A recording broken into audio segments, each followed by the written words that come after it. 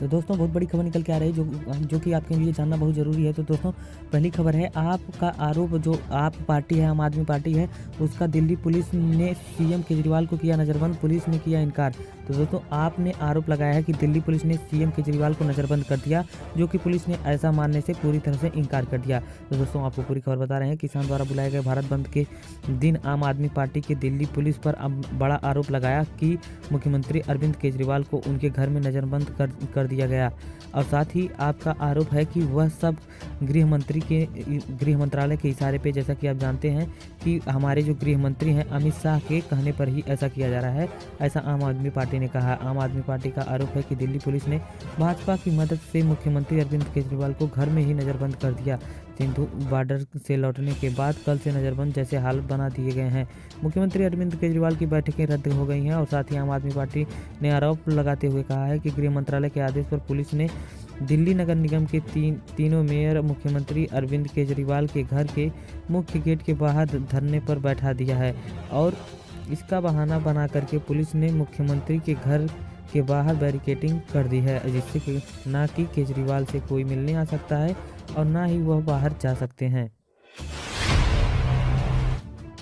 दोस्तों अगली बड़ी खबर निकल के आ रही भारत बंद से ही जो जुड़ी खबर है। दोस्तों किसानों के समर्थन में अन्ना हजारे एक दिन के अनशन पर बैठे थे। दोस्तों अन्ना हजारे, जैसा कि आप जानते हैं, अनशन के लिए जाने वाले जो है अन्ना हजारे ने एक दिन के लिए अनशन पर बैठ गए थे, वो भी कल। तो दोस्तों केंद्र के 3 कृषि कानूनों के खिलाफ प्रदर्शन कर रहे किसानों के समर्थन में सामाजिक कार्यकर्ता अन्ना हजारे मंगलवार को एक दिन के लिए अनशन पर बैठ गए। प्रदर्शन कर रहे किसानों के संगठनों में मंगलवार को भारत बंद रखने की अपील की है।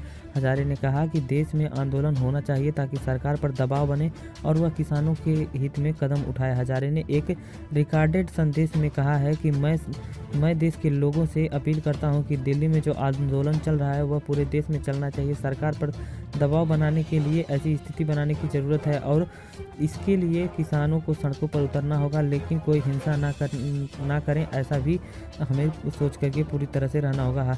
हजारे महाराष्ट्र के अहमदनगर जिले के रालेगढ़ सिद्दी गांव में अनशन पर बैठे हैं।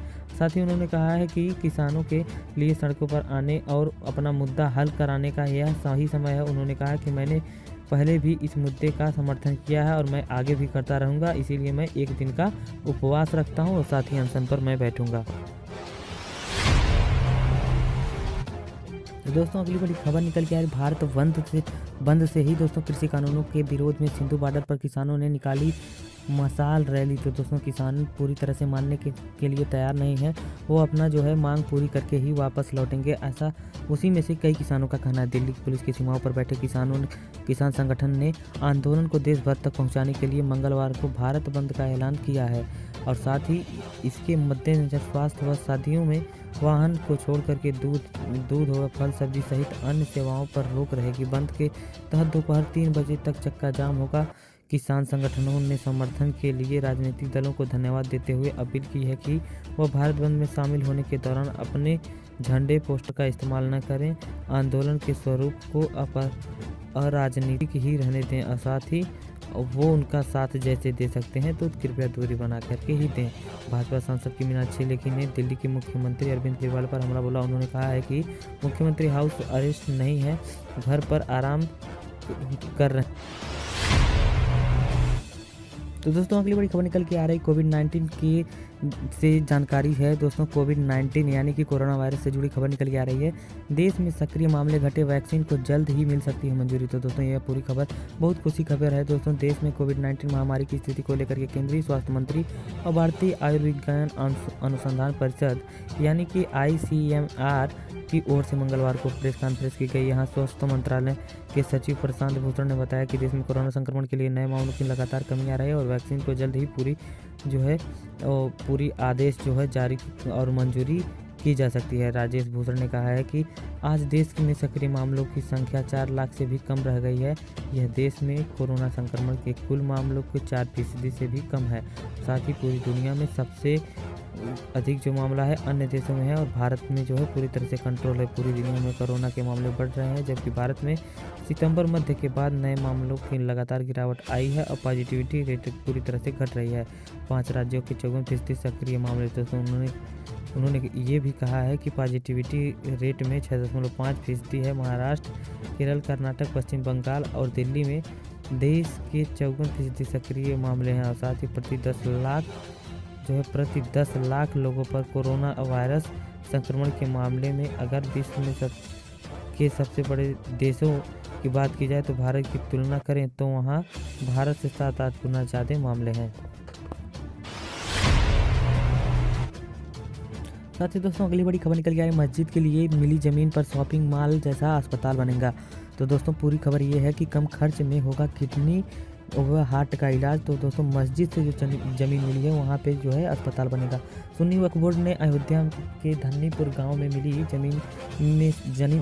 ज़मीन है उसमें से 4 एकड़ बनने वाले सुपर स्पेशलिटी चैरिटी अस्पताल यानी कि Indo Islamic research centre, museum और कम्युनिटी किचन का नक्शा तैयार हो गया है। पूरी तरह से अस्पताल की इमारत आधुनिक शैली में बने शॉपिंग मॉल की तरह पूरी खूबसूरत होगी और इसका नाम वर्ष 1857 के क्रांतिकारी मौलवी अजीमुल्लाह मौलाना अब्दुल बारी फरंगी महली या हकीम अजमल खां के नाम पर हो सकता है। तो दोस्तों ऐसा अंदेशा जताया जा रहा है। इंडो इस्लामिक कल्चरल फाउंडेशन के मुताबिक इस चैरिटी अस्पताल में किडनी, हार्ट जैसी गंभीर बीमारियों का इलाज बेहद कम खर्चे में किया जाएगा, जिससे अयोध्या व आसपास के लोगों को इलाज के लिए लखनऊ और दिल्ली के चक्कर लगाना नहीं पड़ेगा। साथ ही अस्पताल में 150 से 200 बेड की सुविधा होगी। ट्रस्ट ने मस्जिद के साथ ही अस्पताल, रिसर्च सेंटर व कम्युनिटी किचन का नक्शा तैयार करने की जिम्मेदारी जामिया मिल्लिया और इस्लामिया के आर्किटेक्चर विभाग के अध्यक्ष प्रो SM अख्तर को दी थी। तो दोस्तों अगली बड़ी खबर निकल के आ रही है उत्तर प्रदेश के अयोध्या से। तो दोस्तों अयोध्या से जुड़ी हुई बहुत बड़ी खबर निकल के आ रही है। अयोध्या के राम मंदिर के निर्माण समिति की बैठक नींव का काम शुरू करने पर हो सकता है निर्णय। तो दोस्तों नींव का काम कैसे शुरू होगा हम पूरी खबर आपको बताते हैं। राम मंदिर निर्माण की समिति बैठक की मंगलवार को सर्किट हाउस में 11 बजे से शुरू हो गई है और दोस्तों साथ ही आज की बैठक को बहुत ही अहम माना जा रहा है और साथ ही बैठक में राम मंदिर की नींव के कार्य को प्रारंभ करने की तिथि घोषित की जा सकती है। और दोस्तों जो बैठक हुई है कल के डेट में और उस पर जो है अभी ये अंदेशा है कि मतलब उसका डेट क्या है और कौन इसे कराएगा, इस पर अभी भी अंदेशा है। बैठक के पहले दिन जहां मंदिर निर्माण समिति के अध्यक्ष नृपेंद्र मिश्र के समक्ष जो है देश भर के सभी विशेषज्ञों ने राम मंदिर की मजबूत नींव को लेकर के अपनी ड्राइंग पेश की थी। वहीं दूसरी तरफ जो दूसरे दिन की बात है, राम मंदिर की नींव का कार्य प्रारंभ करने को लेकर के कार्य योजना के अंतिम रूप देने की उम्मीद की जा रही है। दोस्तों अगली बड़ी खबर निकल के आ रही है टेक्नोलॉजी से जुड़ी हुई जो कि जियो से रिलेटेड खबर है। तो दोस्तों 5G लॉन्च करने के लिए जियो ने अपना ऐलान कर दिया है। जैसा कि आप जानते हैं देश के और एशिया के सबसे बड़े अमीर इंसान मुकेश अंबानी ने जो है अपने ऐलान कर दिया है, पूरी तरह से अपने बयान दे दिया है कि जो है 2021 में 5G लॉन्च करेगा रिलायंस जियो।